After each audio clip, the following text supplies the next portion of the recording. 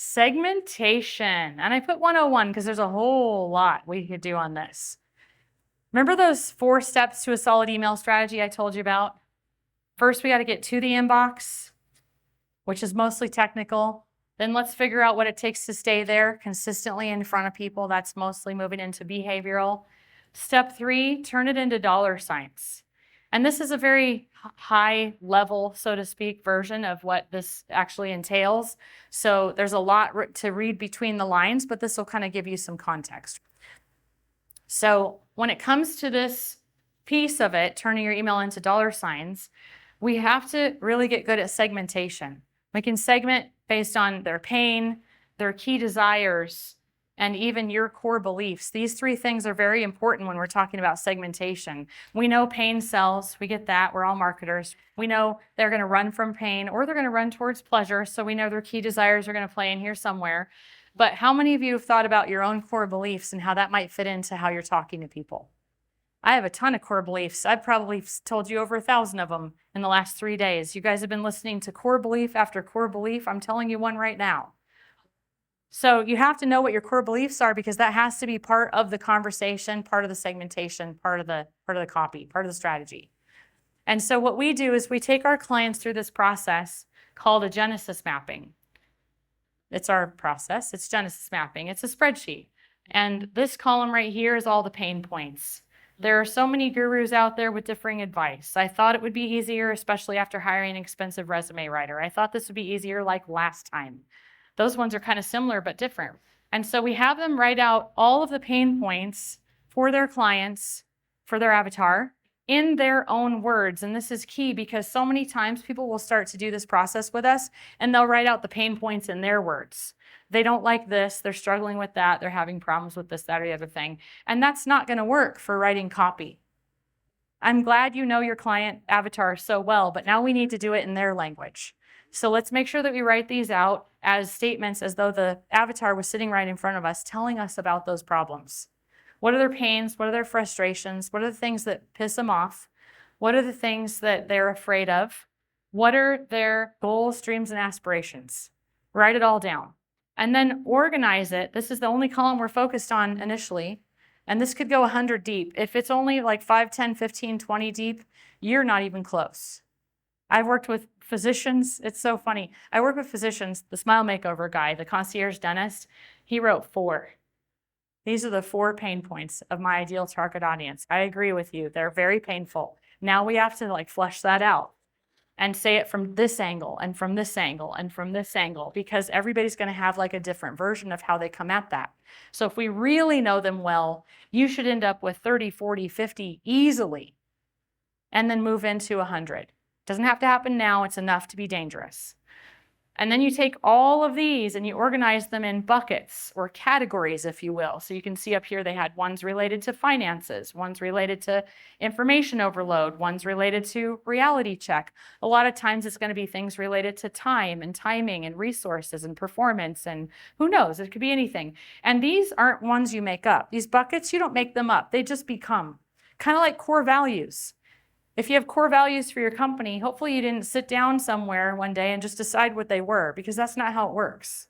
Core values are core values. They just are. These buckets just become whatever they need to become. As you start to look at all of the pain points you're writing down, you're going to start to see some themes, some categories. Start putting those into buckets. And we lovingly call these buckets of pain. Now, the gray column, basically, I'm going to sort of skip over for the most part because this is not necessary in the beginning. But this gray column is all about the new identity. If this is the old identity or the current identity, I have this problem, that problem, and I'm struggling with all these things, then after working with me, what would those statements be? Now that I know this, life is amazing. That's kind of what this is all about. So this might be the light bulb went off for me finally after a long search, and now I know why my resume wasn't getting me the calls for the interviews.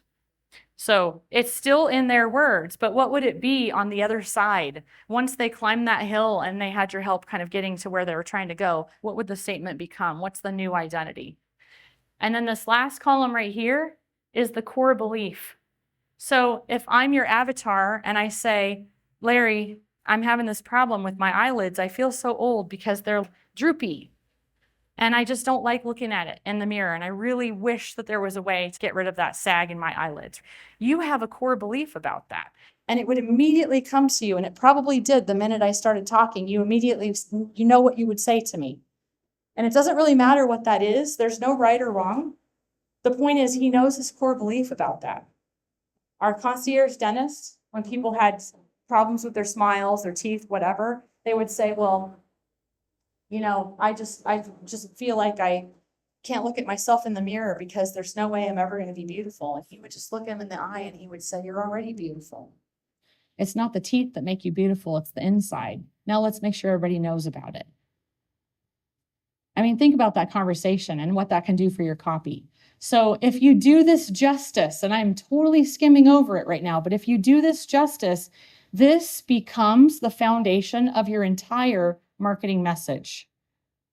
It's a buffet of copy.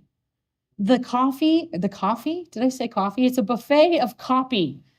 I don't know what I said. And so the copy rises to the top like cream. That's why coffee was on my brain. So when this is all done and you stand back from it and you go, gee, what should I write about? You're no longer staring at a white screen going, I have to write an email. You just pick a bucket and you pick a pain point within the bucket and you know your core belief and boom, you're writing copy. I'm simplifying it. AI can actually make this easier for you as well. I don't know if you're aware of this, but you can stuff ChatGPT right into that stinking spreadsheet with some creative prompting. People who believe that you understand their problem, they automatically assume that you have a solution. This is just human psychology, not even marketing. It just happens to work for marketing.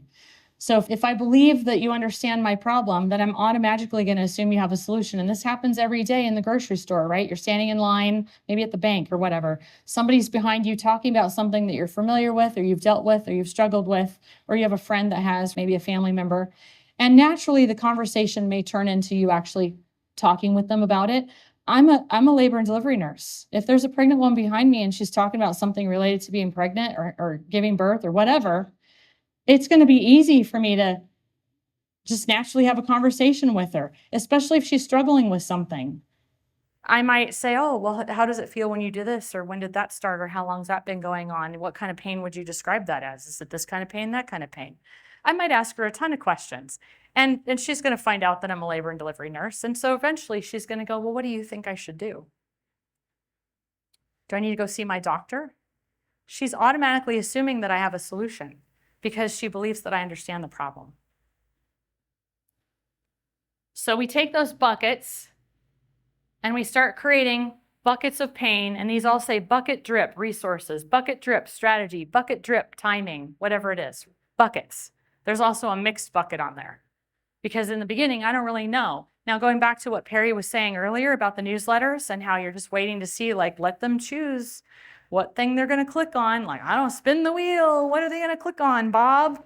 Well, I want to know what is going to resonate with them. So I'm sending out some mixed bucket type copy initially, and I just sit back and wait. What are they going to show interest in? And then boom, I've got them. I'm tagging them. Oh, it's the bucket related to getting to the next level. That's the thing that's resonating with them. I'm also, by the way, because I use high level, tracking how many times they've resonated with something, individual contacts on my email list. I know how many times they've resonated with X or Y or Z. I also know when they most recently resonated with it. So now if I get ready to send an email, how hard would it be, do you think, for me to send out an email about getting to the next level or something along those lines to only the people that are probably most likely going to resonate with it? I'm tagging them at the category or the bucket of pain level.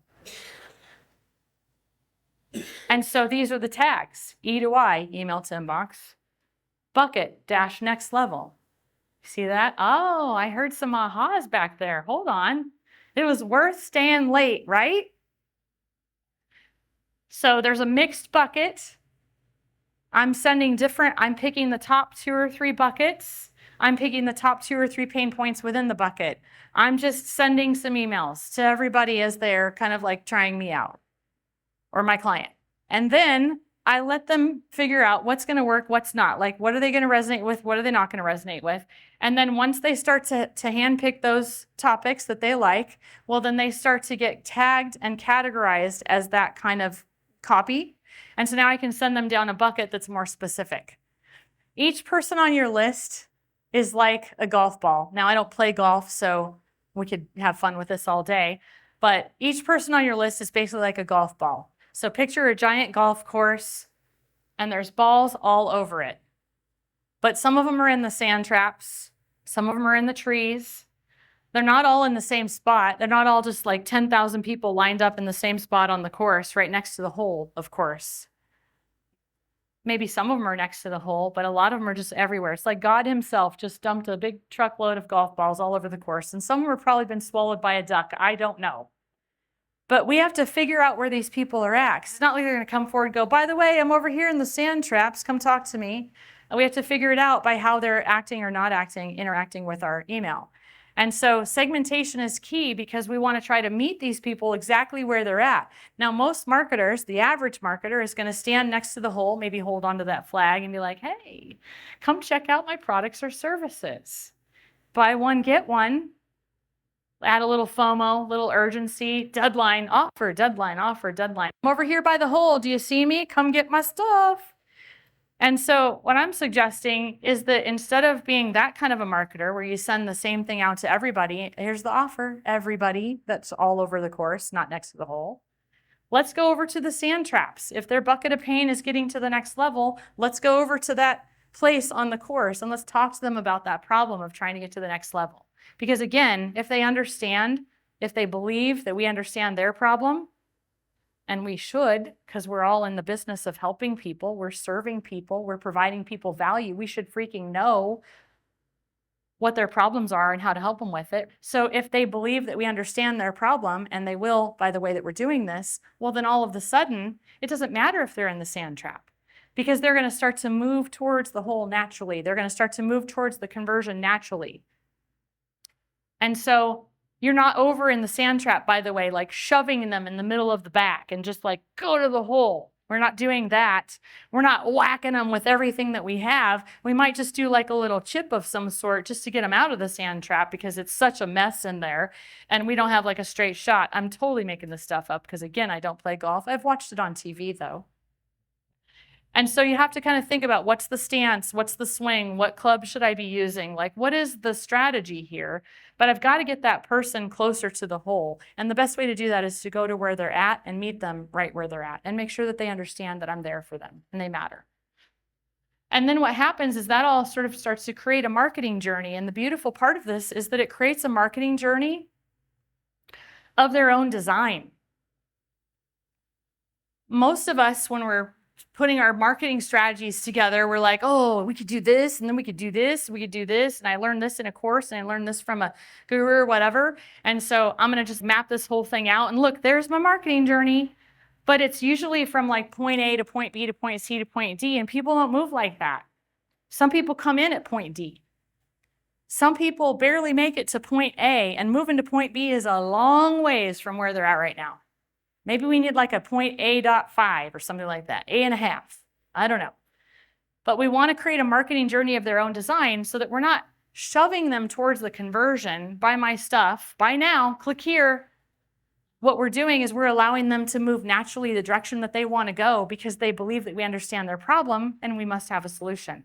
By the way, if they're doing a search for information, they're comparing you and their experience with you with all the other ones that they've been trying to learn stuff from or digging into. And guess who looks very, very different?